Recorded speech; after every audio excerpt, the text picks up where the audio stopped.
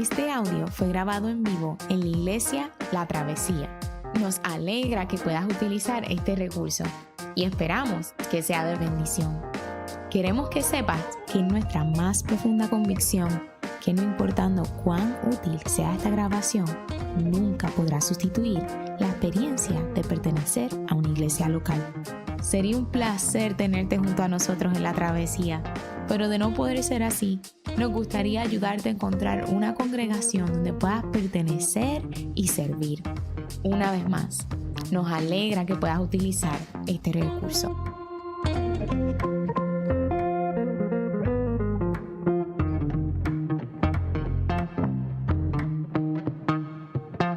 Muy buenos días. Le invito a ponerse de pie para dar la lectura a la palabra de Dios.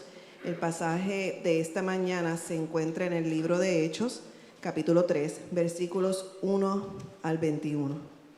Así dice la palabra del Señor.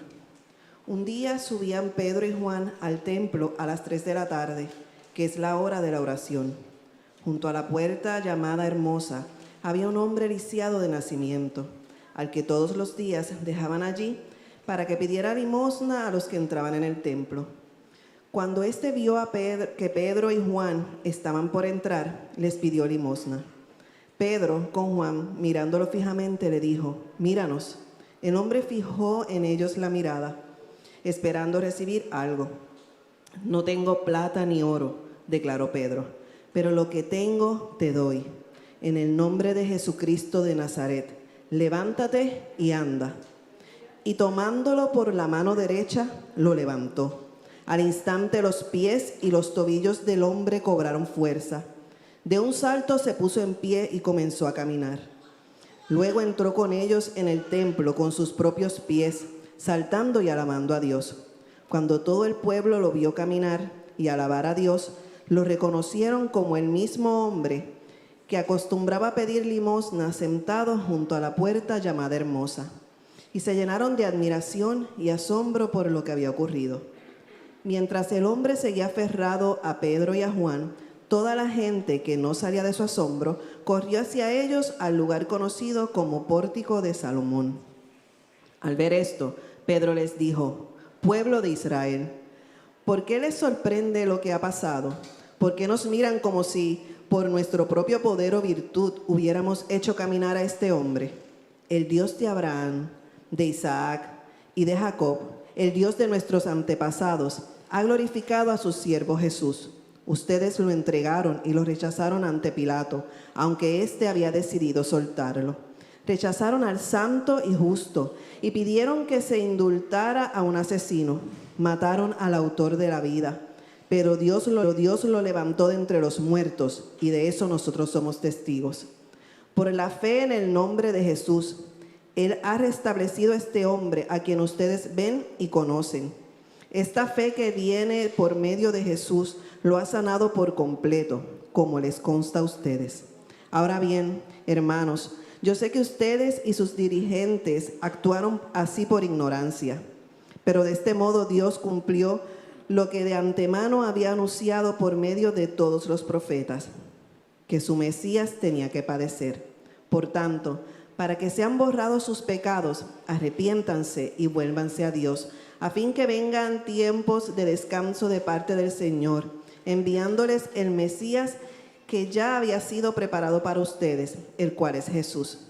Es necesario que Él permanezca en el cielo hasta que llegue el tiempo de la restauración de todas las cosas, como Dios lo ha anunciado desde hace siglos por medio de sus santos profetas. Esta es la palabra del Señor.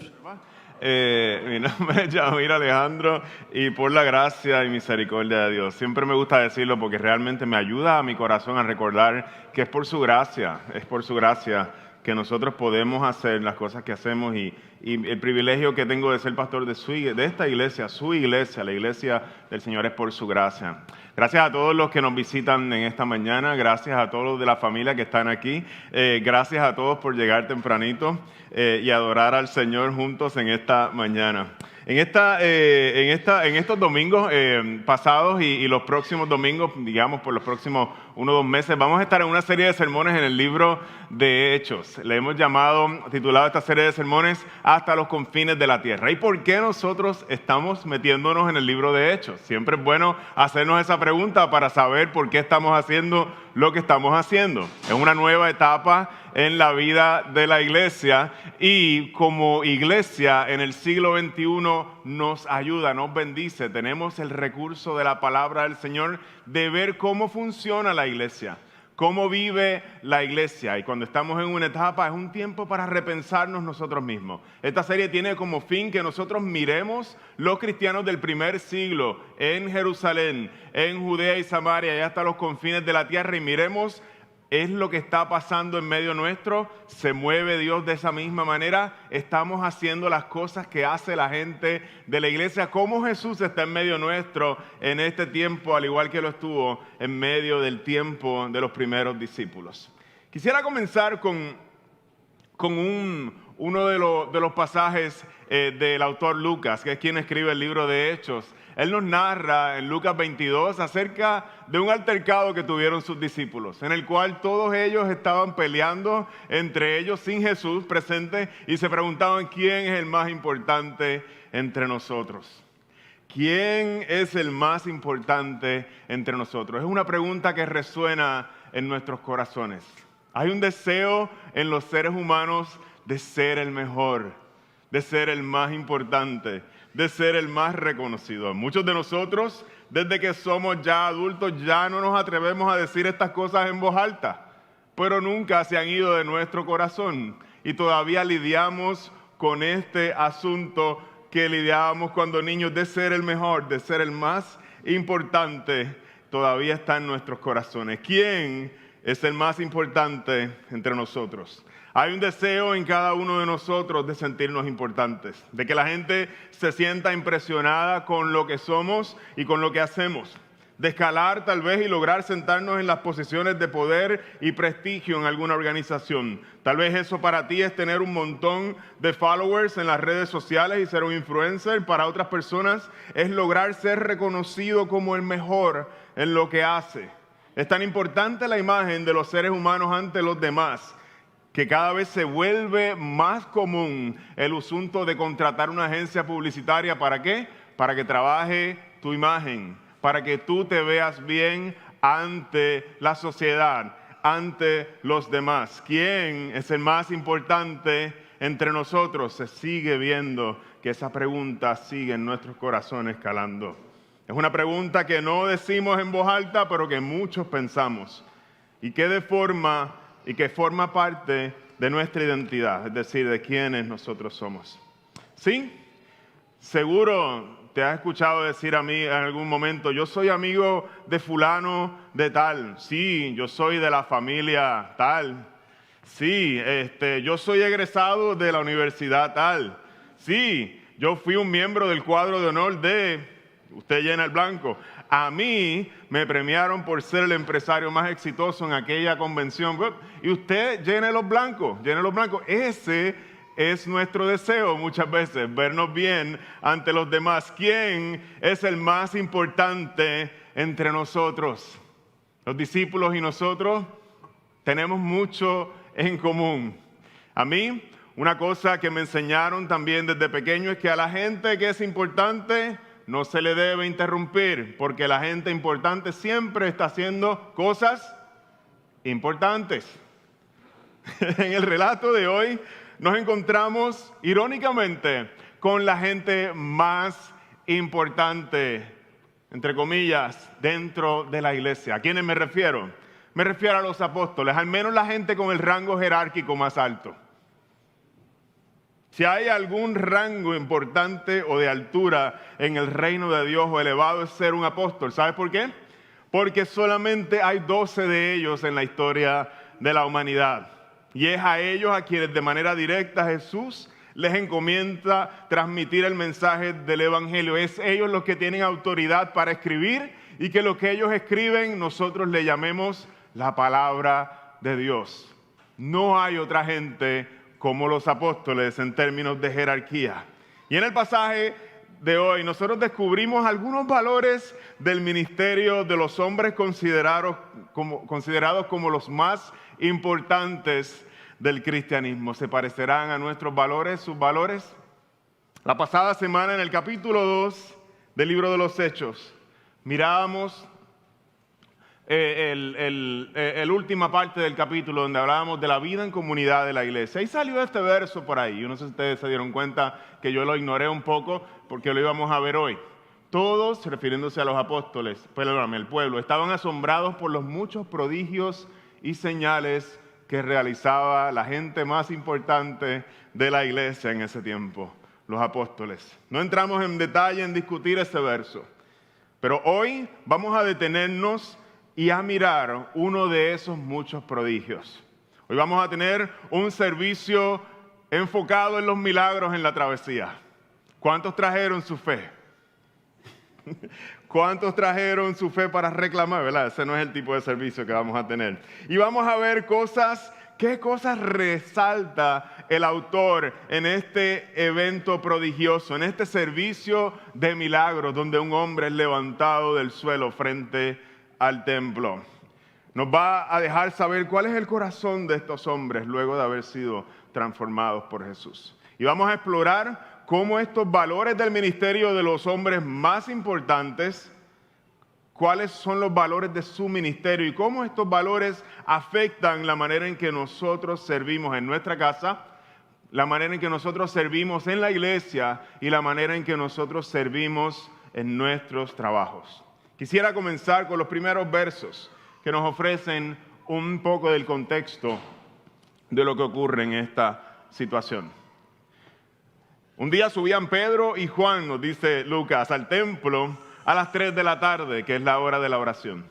Junto a la puerta llamada La Hermosa había un hombre lisiado de nacimiento, al que todos los días dejaban allí para que pidiera limosna a los que entraban al templo. Pedro y Juan estaban de camino a su tiempo de oración. Parece indicar el texto que la hora en que ellos oraban era las 3 de la tarde. Esto era una costumbre de ellos. Y Lucas prosigue arrojándonos un poco de más luz acerca de un hombre que era conocido por toda la ciudad. ¿Cómo sabemos que era conocido por toda la ciudad?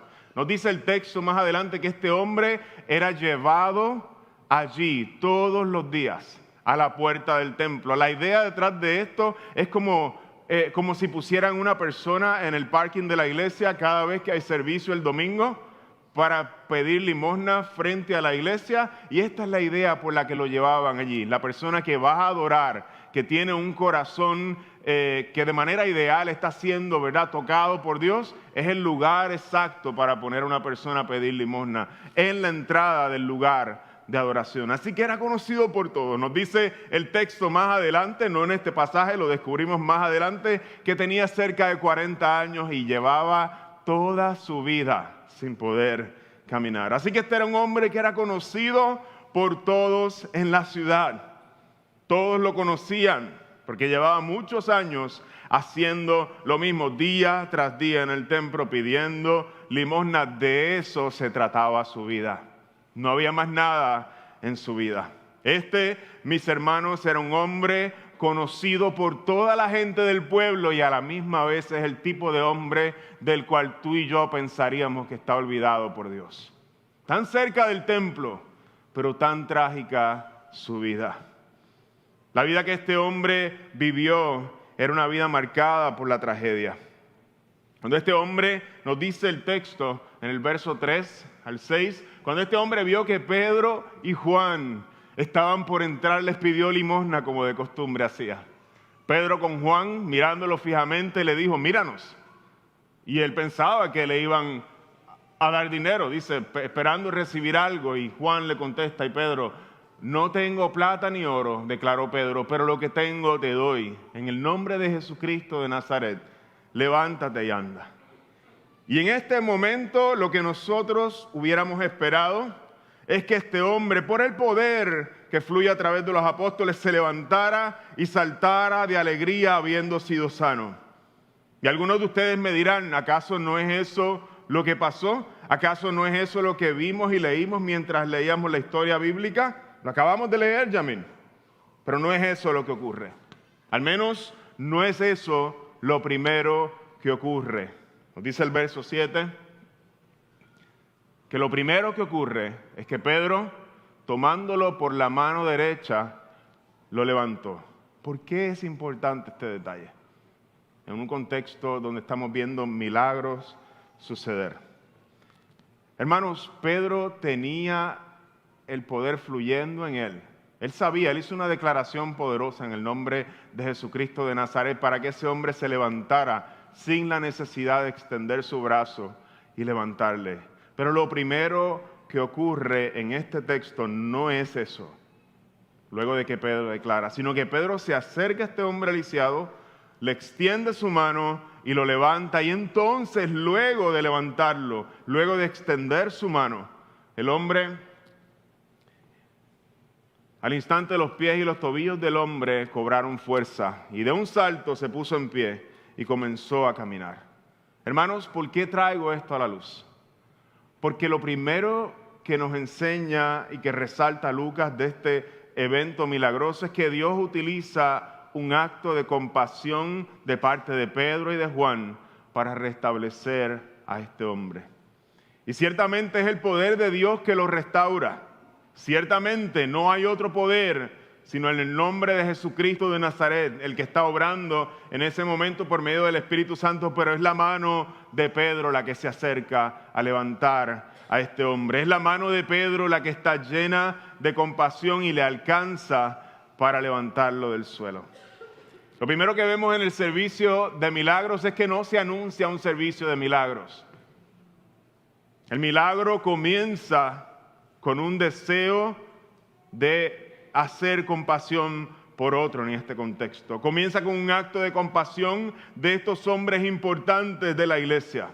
Dios deseaba mostrarle su amor a un hombre que había vivido toda su vida sintiendo que Dios lo había olvidado. Ese día Dios deseaba encontrarse con él.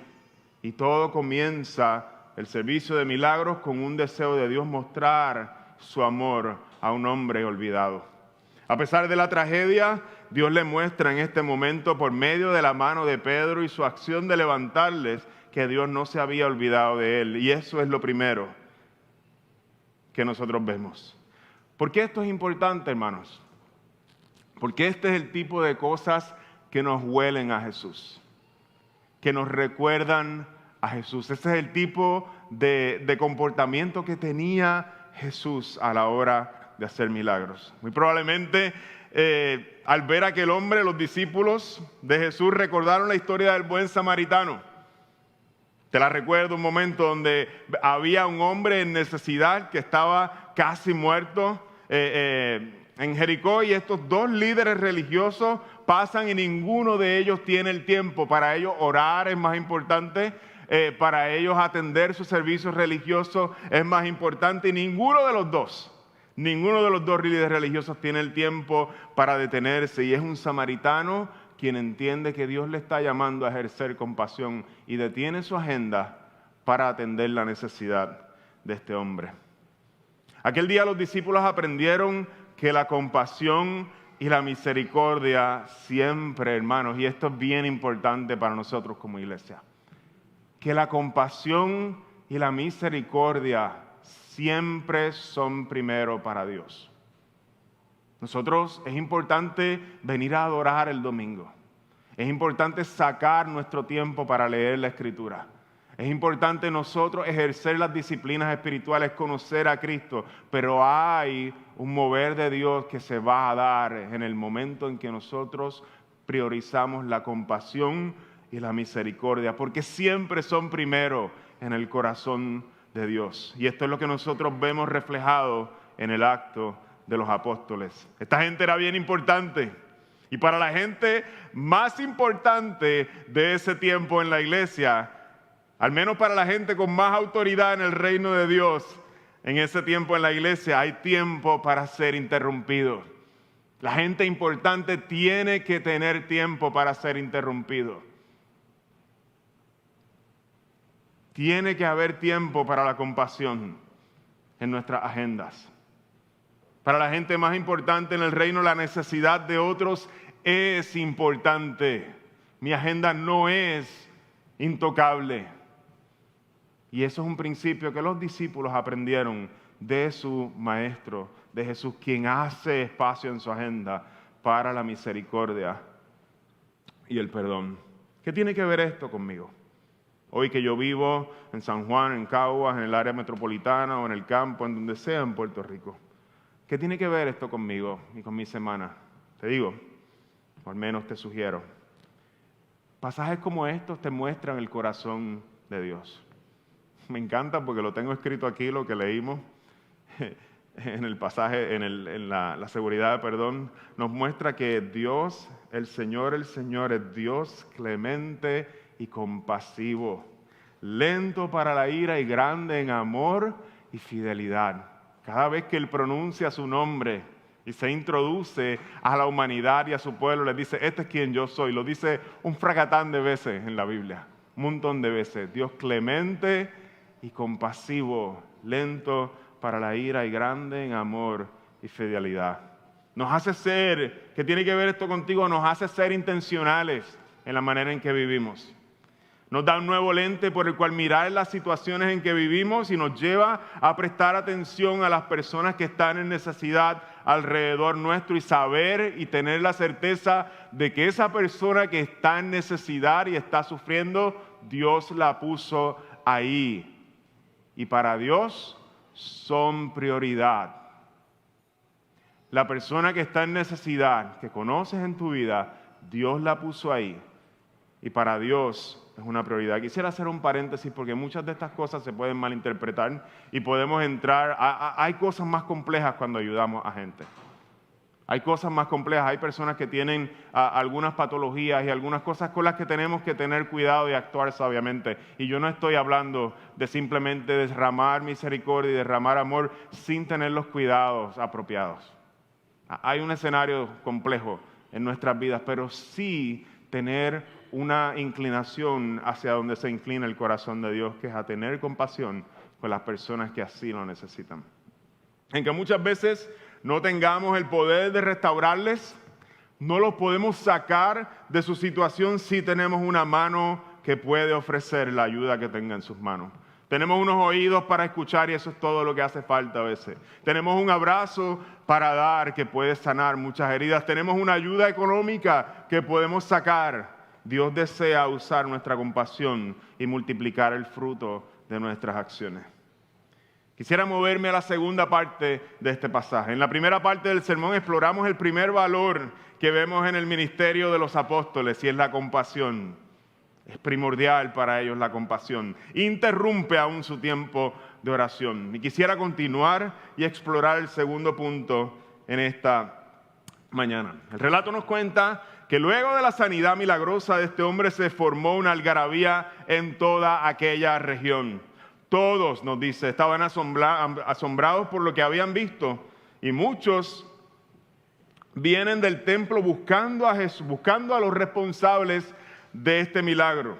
Y este, mis hermanos, es el sueño de cualquier político. Es el sueño de cualquier influencer, de cualquier persona, cualquier vendedor. Este es el sueño, ¿sabes?, de tener una multitud cautivada que viene a donde ti asombrada por todo lo que tú has hecho en ese momento. Es el sueño de cualquier persona que desea ser importante. Cualquier persona que desee promover sus dones y sus servicios a la humanidad. Y este es el momento que tiene Pedro para ser el más grande entre los discípulos. Vamos a ver cómo lo utiliza. Nos dice el texto, el verso 12, nos dice, al ver esto, Pedro les dijo, pueblo de Israel, ¿por qué se sorprende? ¿Por qué les sorprende lo que ha pasado? Es como si de momento mirara Pedro a este hombre, a la gente que estaba y le dicen, ¿por qué se sorprenden por lo que ha pasado? Señalando al lisiado. Les dice, o peor aún, ¿por qué nos miran como si por nuestro propio poder o virtud hubiéramos hecho caminar a este hombre? Concluye diciendo Pedro, el Dios de Abraham, de Isaac y de Jacob, el Dios de nuestros antepasados, ha glorificado en este acto a su siervo Jesús. ¿Qué está haciendo Pedro aquí? ¿Acaso no era él el que quería ser el más importante? ¿Acaso no era este su momento para hacerse el apóstol más famoso de la iglesia? Pero Pedro no actúa de esa manera. Pedro rechaza de manera terminante la idea de que la sanidad ocurrida tuviera que ver algo con su poder o con algún don que él tuviera especial de sanidad. Y también rechaza la idea de que con su nivel de consagración al Señor, el Señor está haciendo milagros. Miren lo que dice Pedro cuando da crédito de este milagro en el verso 16. Es por la fe en el nombre de Jesús. No hay otra cosa. Él ha restablecido a este hombre a quien ustedes ven y conocen. Y esta fe que viene no solamente es en el nombre de Jesús, también viene por medio de Jesús. Lo ha sanado por completo, como les consta a ustedes. Estos son los hombres que en el Evangelio de Lucas nosotros veíamos peleando por saber quién iba a ser el mayor entre ellos. Son los mismos que le decían a Jesús, hasta los demonios se nos sujetan emocionados. Venían de hacer estas campañas de milagros, ya no le emocionan a ellos. El saber que poder fluye a través de ellos y que son instrumentos de Dios, ya a ellos no les importa el ser un instrumento y señalarse a sí mismo como un instrumento. Ahora en su momento de poder alcanzar gloria en Israel y reconocimiento ante toda esta multitud, su corazón está en un lugar diferente. ¿Qué pasó y qué cambió en el corazón de los discípulos? Los discípulos hace 50 días vieron morir a Jesús en la cruz. Ellos vieron al Espíritu Santo descender y darle poder a los cristianos. Pedro sabe que él negó a Jesús 3 veces. Y él sabe que si no fuera porque Jesús lo llamó de nuevo allá en el lago Tiberíades y lo restauró, él no sería un discípulo y mucho menos un apóstol. Pedro sabe que él es un hombre perdonado y sabe que es un hombre fracasado a los ojos del mundo. Y él no estaría ejerciendo el ministerio si no fuera por la misericordia de Dios. Él entiende esto bien profundamente. ¿Qué hay de diferente ahora en los apóstoles? ¿Por qué no están peleando por quién es el más importante ahora en su momento de alcanzar importancia frente a todos los demás? ¿Por qué no están buscando gloria y reconocimiento? Porque los apóstoles han conocido el amor y la gracia de Jesús. Te lo voy a decir una vez más. Porque los apóstoles han conocido y sido abrazados por el amor y la gracia de Jesús. La han saboreado de cerca. Y eso pasa cuando tú llegas a ver la cruz. Cuando ves a Jesús lavando tus pies. Y cuando lo ves restaurarte en tu momento peor de tu vida, conoces la gracia y ya no te interesa estar apuntando a la gente hacia ti. Porque tienes algo mejor a quien apuntar. Tú conoces lo que es tocar el suelo. Tú sabes que tú no quieres gente alrededor de ti mirándote. Porque no tienes la manera de sostenerlos. Tú tienes a alguien mejor a quien señalar. Y eso es lo que Pedro encuentra cuando le quieren dar el crédito por lo que él acaba de hacer. Porque él sabe que no fue él. Descubres la belleza, que la belleza de ser un líder no es engrandecer tu figura. No es tener más followers y ser un gran influencer, sino el privilegio de poder servir a otro. Y esa visión lo cambia todo en tu liderato. Y tú dices, yo no soy un líder, tú eres un papá, tú eres un tío, tú eres una tía, tú eres un maestro en la escuela. Tú eres un líder. Tú cuidas a nuestros niños. Tú diriges algún ministerio, tú sirves a otra gente en alguna capacidad en tu vida. Y pasajes como este nos muestran un valor del ministerio o del liderato, y es el poder servir a otros. Es un privilegio tu posición de autoridad para servir a otros y no para engrandecerte a ti. Una buena práctica que hacen los grandes líderes es exaltar a otros. Miran a la gente que Dios ha puesto bajo su cuidado y no dejan de dar gracias por las cosas que Dios hace en su vida, por las cosas bellas que ven en ellos.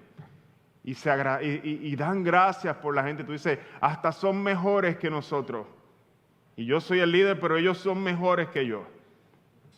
Se alegran de que la gente a quienes dirigen sean mejor que ellos. Dan gracias porque Dios te ha permitido ser un instrumento para bendecir su vida. pero no más que eso, un instrumento para bendecir su vida. Esto es para ustedes, líderes de la travesía. Esto es para ustedes, padres. Esto es para ustedes que son jefes y dueños de compañía. Esto es para ustedes, influencers. Esto es para ustedes, políticos. El ministerio cristiano, ya sea en la casa, en la iglesia o en el trabajo, está marcado por la gracia de Dios. Y todo esto produce en nosotros humildad. Una humildad dulce. Porque sabes que no apuntas a la gente a donde ti, porque tarde o temprano se van a defraudar contigo. Tienes algo mejor a quien apuntar. Y es lo que hace Pedro. En el momento en que él puede alcanzar la mayor gloria, él dice, no, yo no quiero eso. Yo lo quería antes. Eso es lo que yo quería antes. Pero eso no es lo que yo quiero ahora. Yo tengo a alguien mejor a quien señalar. Hermanos de la travesía, voy concluyendo este sermón. Hasta el momento hemos contemplado o considerado dos valores del ministerio cristiano expresados, o digamos, los hemos sacado de las acciones que hemos visto en los apóstoles. El primero es la compasión por encima de todo, y el segundo es la humildad, que es un producto de la gracia de Dios operando en nuestra vida. Y quisiera concluir este sermón hablando del contenido del mensaje que Pedro aprovecha para predicar. Déjenme dejarle saber a qué me estoy refiriendo. En ese momento, cuando Pedro ve que la multitud se acerca, asombrada por el milagro, Pedro ve la necesidad de redirigir este milagro y llevar y utilizar este momento para evangelizar a esta gente, para llevarlos a Cristo Jesús. No sé si en su corazón él estaba pensando, quiero 3,000 más, Señor, 3,000 más. Este es el momento, dame 3,000 más aquí, yo los quiero ver crecer, los quiero ver convertirse. No sé si eso tal vez lo que, ¿verdad? Ya había predicado el capítulo anterior y se habían convertido 3,000. Él aprovecha el momento y desde ese lugar comienza a predicar el Evangelio. Y el mensaje pudiéramos resumirlo en 4 o en unos 3 o 4 puntos que son los fragmentos que quisiera traer a su consideración. Pedro hace 3 o 4 acusaciones al crowd, a la multitud. Y le dice, ustedes, refiriéndose a ellos y lo que hicieron con Jesús, lo entregaron, primera acusación. Y ustedes lo rechazaron ante Pilato. Pedro también le rechazó 3 veces, o él entiende lo que eso significa. Pedro les dice, ustedes rechazaron la tercera acusación al santo y justo y pidieron que se indultara a un asesino. Ustedes no son solamente culpables de rechazar y entregar en las manos de la autoridad a Jesús, sino que ustedes, tan torcido está su juicio, que son culpables de condenar a uno que es perfectamente justo y prefirieron soltar a un asesino en su lugar. Así de grave es el problema que ustedes tienen, le dice Pedro a la multitud. Y la cosa se sigue poniendo fuerte. Le dice Pedro, ustedes mataron al autor de la vida. Es tan grande su maldad que ustedes, irónicamente, le quitaron la vida a aquel que es el autor de la vida, aquel que regala vida. Pero siempre hay un pero. Y los peros de Dios, decían los pastores pentecostales, aquí es donde la cosa se pone buena. Aquí es donde uno, pero, aquí es donde coge, ¿verdad? el giro y si tuviéramos una iglesia afroamericana en Estados Unidos gospel, la cosa empieza pero Dios, ¿verdad? No está William, no. Pero le dice, a pesar de que ustedes hicieron todo eso, a pesar de que eso es todo culpa de ustedes, los que están aquí presentes, Dios lo levantó de entre los muertos y de eso nosotros somos testigos. ¿Sabes por qué somos testigos? No solamente porque lo vimos, sino porque Él está obrando aquí frente a todos ustedes. Aunque está en el cielo, está haciendo milagros frente a todos ustedes. Ustedes trataron de echarlo a la basura, le está diciendo Pedro. Pensaron que acabaron con él. Pero mírenlo, aquí está, obrando en medio de ustedes. ¿Y qué le está queriendo decir Pedro a ellos con esto? Le está diciendo, cada intento humano que trate de deshacerse del Hijo de Dios va a ser revertido por Dios. Porque aunque ustedes lo maten, Dios lo va a seguir levantando y exaltando. Aunque tú trates de deshacerte de Él en tu vida, Dios lo va a seguir poniendo frente a ti. Hay unos juguetes ruidosos que a mí, que les regalan a mi nena Mercedes. De hecho, qué bueno que aprovecho que ahora se enteran la gente que lo regala. Que le regalan a mi nena Mercedes, que a mí me trabajan con mi paciencia de una manera bien interesante. Estos juguetes que uno mueve y comienzan a sonar. Y comienza la voz de un muñeco. Cuando tú lo mueves y tú dices, no lo puedes tocar porque empieza a sonar, o comienza una canción de un piano o de toda una orquesta.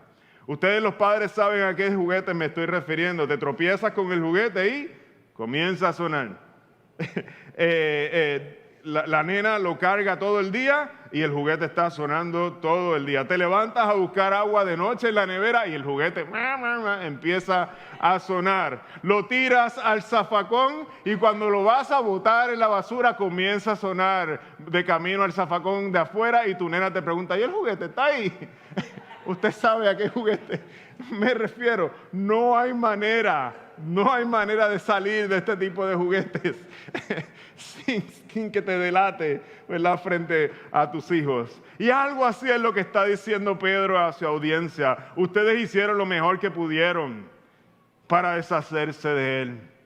Ustedes hicieron lo mejor que pudieron para tirarlo a la basura, sacarlo de sus conciencias. Pero cada uno de los actos de ustedes de deshonra, Dios lo ha revertido y lo ha convertido en un acto de honra frente a todos ustedes.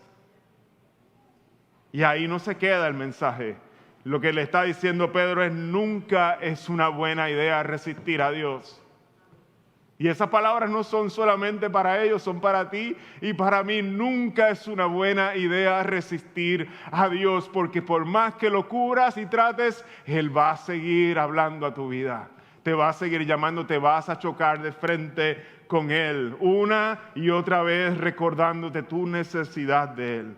Y lo que me encanta de este pasaje es que no culmina con una acusación, porque Dios no viene simplemente a señalar las cosas malas que has hecho. Eso es lo primero que hace y es la entrada al momento de arrepentirnos nosotros y entregarnos a Él. Sino que Dios, ese día a los judíos termina con una invitación de Dios a aquellos judíos del primer siglo. Y es la misma invitación que nos hace a ti y a mí. Le dice, por tanto, para que sean borrados sus pecados, arrepiéntanse, ustedes que le mataron, y vuélvanse a Dios, a fin de que vengan tiempos de descanso de parte del Señor. No hay descanso para una conciencia que está lacerada, para una conciencia que está sucia.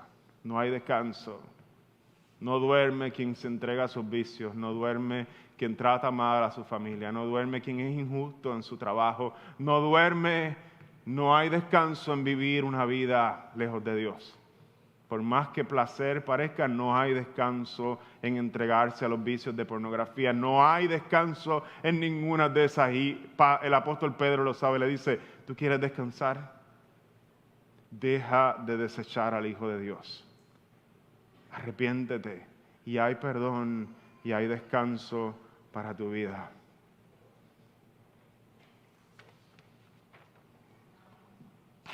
En esta mañana, ese mismo mensaje que el apóstol Pedro predicó hace 2000 años es el mismo que se predica por medio de estos elementos. Hay un descanso para aquellos que están cansados de cargar con sus pecados.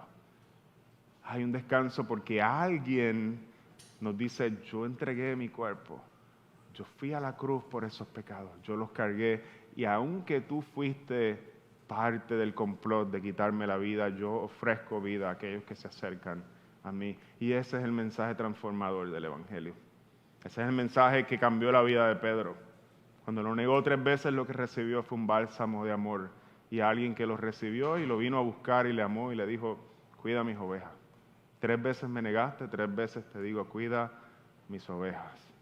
Todavía no he terminado contigo. Este audio fue grabado en vivo en la iglesia La Travesía. Nos alegra que puedas utilizar este recurso y esperamos que sea de bendición. Queremos que sepas que es nuestra más profunda convicción que no importando cuán útil sea esta grabación, nunca podrá sustituir la experiencia de pertenecer a una iglesia local. Sería un placer tenerte junto a nosotros en la travesía, pero de no poder ser así, nos gustaría ayudarte a encontrar una congregación donde puedas pertenecer y servir. Una vez más, nos alegra que puedas utilizar este recurso.